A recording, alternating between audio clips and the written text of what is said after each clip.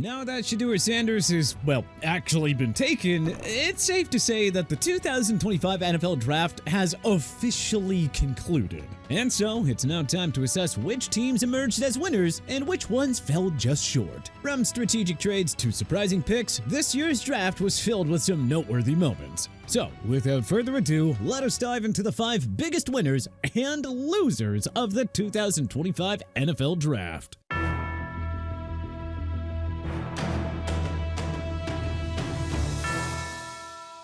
Winner, New York Giants. When a draft haul changes the entire narrative of a franchise, yeah, that's a win. And well, that is exactly what we feel happening with New York. The Giants went defense first, kicking off the action with Penn State's Abdul Carter, a high-motor edge rusher with freakish athleticism who perfectly fits Big Blue's legacy of winning through the trenches. With Carter joining Brian Burns and Kayvon Thibodeau, New York suddenly has one of the nastiest young pass rushes in the league. Carter's first step and bend reminds scouts of peak Justin Tuck, a real culture changer for a defense in desperate need of an identity. But hey, the Giants didn't stop there. Instead of rolling into 2025 with Russell Wilson or Jameis Winston as the only options, Brian Dable and Joe Shane got aggressive, trading up to select Jackson Dart from Ole Miss at number 25. Dart is polarizing, yes, but he's got the arm talent and moxie to become a franchise quarterback if things click. Also, we love the decision to roll the dice on Ken Scadaboo out of ASU in the 4th round. He was a walking playmaker in college and should be able to bring something to the offense immediately. Loser,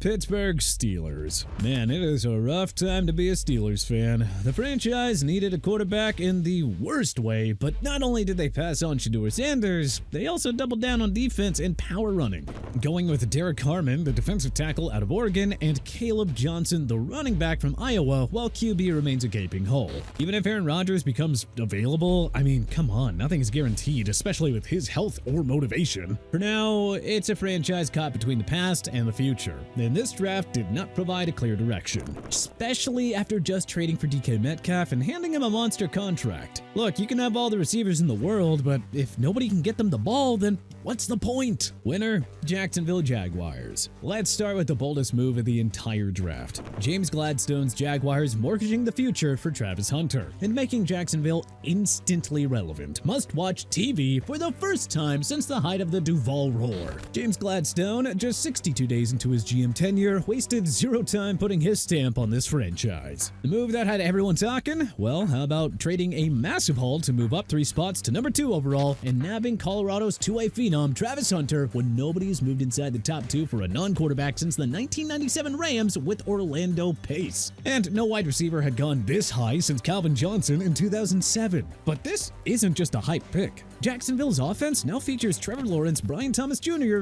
and Travis Hunter, giving new OC Liam Cohen a positionless chess piece who can moonlight as a lockdown corner or a game-breaking receiver. The Jaguars are going from bland to box office. The Jags didn't just add a player. They made a statement that they're ready to chase greatness, and they are more than prepared to go down swinging trying to achieve it. Loser, Miami Dolphins. Miami's draft just didn't add up. This was a team that needed impact weapons and secondary help, but their focus was almost entirely on the trenches. Miami might have raised its floor with defensive tackle Kenneth Grant out of Michigan, but this class doesn't make them a serious contender in a loaded AFC. And neither does Jonah Sabatinaya, the tweener lineman out of Arizona. This is a franchise that is in dangerous territory right now, especially with the way things have been going over the past couple of years. If they're not careful, they could shift right into disaster if these pings don't miraculously go their way. Winner, Cleveland Browns. Look, call it unconventional, call it downright bizarre, but man, you cannot say that the Cleveland Browns weren't aggressive, and yet somehow also patient in the 2025 NFL Draft. General Manager Andrew Berry rolled the dice, tore up the mock drafts, and cooked up one of the wildest draft strategies that we have seen in years. Whether that actually pays off or blows up in everyone's face, well, that's anyone's guess. But hey, you still gotta respect the approach. It all started with the Browns trading down out of the Travis Hunter sweepstakes, passing up on a potentially generational talent. But hey, I mean, given the state of their roster right now, it's kinda understandable. The big prize from that move was the first rounder next year and of course defensive tackle Mason Graham out of Michigan with the 5th overall pick. Sure, Graham isn't the most physically imposing defensive tackle, but hey, he's still a true competitor, bringing relentless energy and a knack for disrupting plays from the interior. Barry clearly hopes that Graham is the kind of blue-collar lineman that Cleveland fans can really rally around, even if they hated his guts last year when they were rooting for Ohio State. They also added to the defense at the top of the second round with linebacker Carson Swessinger, a do-it-all tackling machine from UCLA who projects as a plug-and-play second-level defender. But man, soon after, that is when things got really wild. The Browns used 2 of their next 4 picks on running backs and 2 more on quarterbacks, including the aforementioned Shedeur Sanders, becoming the first team in the modern draft era to double up at both positions within the first 5 rounds. To say that this draft was outside the box is putting it mildly. But hey, they added top talent at the top of the draft, stacked picks, and got 2 rolls of the dice on 2 of the top quarterbacks coming out of the college game this year. I don't think we can say that we hate the approach of trying to cast a wide net on this one. Loser, Tennessee Titans.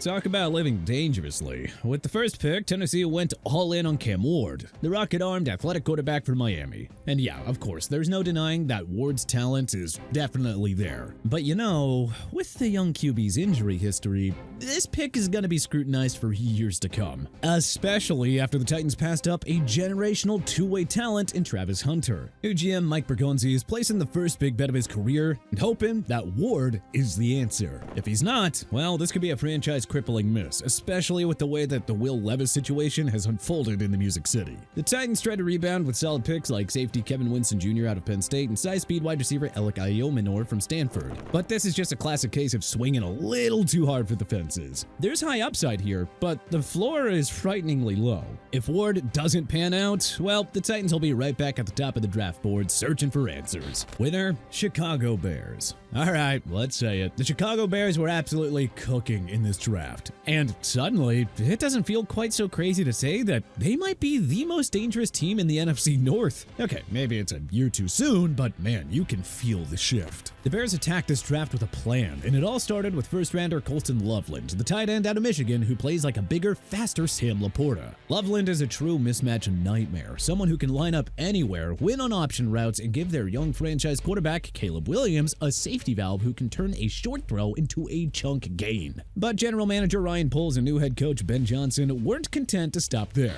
In the second round, they pounced on Luther Burden III, the explosive wide receiver from Missouri who thrives with the ball in his hands. Burden is tailor-made for Ben Johnson's creative offense, so expect jet sweeps, quick hitters, and highlight reel runs after the catch. Up front, Chicago continued its O-line overhaul by snagging Ozzie Trapilo, Boston College's highly technical offensive tackle. He was taken early on day 2, but has a high floor and should have enough polish as a blocker to help keep Williams upright. All in all, it is hard not to be excited if you're a Bears fan. Johnson and Williams have to be grinning ear to ear with this haul. Loser, Cincinnati Bengals. Let's start with the first-round pick at number 17, Shamar Stewart, the Texas A&M edge rusher with freaky athletic gifts, but tape that leaves you wanting a whole lot more. Hey, don't get us wrong, Stewart oozes upside, the kind that you could, potentially replace a guy like Trey Hendrickson, should they need to. His explosiveness and frame are exactly what you dream about in a pass rusher. But his college production never really matched the hype. Cincinnati is banking on their coaching staff to unlock something that the Aggies only saw in flashes. If it clicks, then hey, he's a difference maker. But if it doesn't, this pick could haunt them for years. In the second round, the Bengals grabbed Demetrius Knight out of South Carolina, a linebacker with range experience and a reputation as a steady contributor in college. But,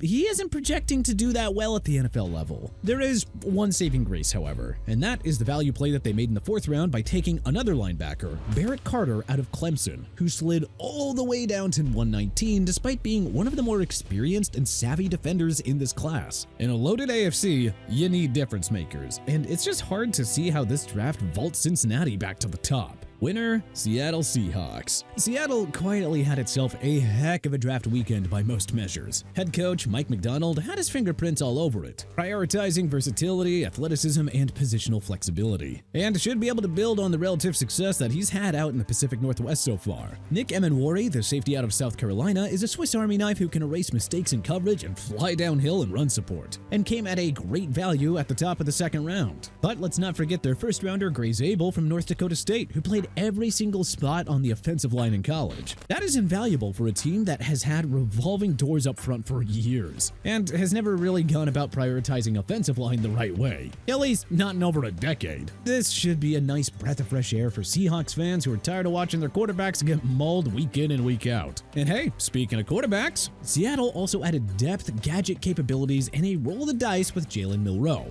the electric, toolsy quarterback from Alabama. Sure, he's not ready yet, but Seattle doesn't need him to be. QB. Milroe can sit behind Sam Darnold, and if he develops, well, he could be the next late-round quarterback success story. Loser, Atlanta Falcons. Does Atlanta know something the rest of us don't? Because I don't know. The Falcons are making moves like a team with a Super Bowl window. You know, despite having middled about in the mediocre NFC South for years now. Instead of protecting future assets and building slowly, Atlanta went full bore with their draft capital. First, they shipped their 2026 first rounder to the Los Angeles Rams to snag a second pick in the 2025 first round. They used it on James Pierce Jr., who, hey, in their defense, is a very twitchy high upside edge rusher out of Tennessee, and a premium talent at that. In a vacuum, he's a great addition to a defensive front that really needs juice, but the cost was certainly steep. And we can't help but feel like this was just another desperate attempt to generate a pass rush, something that we've seen Atlanta really struggle to do both through free agency and the draft. But the shopping spree didn't end there. In the third round, Atlanta sent another future pick, a 2026 fifth, to the Philadelphia Eagles just to move up and grab safety Xavier Watts from Notre Dame. Yeah, Watts is a playmaker with ball skills, but again, that price tag makes you really question the big picture plan. All that wheeling and dealing left Atlanta with only 5 picks in the 2026 NFL draft, which is the same meager total that they had in 2025. I don't know, that's weird and the kind of move that you see from an established contender trying to squeeze one last run out of an aging core with win-now talent. Not a franchise that's still searching for stability in a wide-open NFC South. But hey,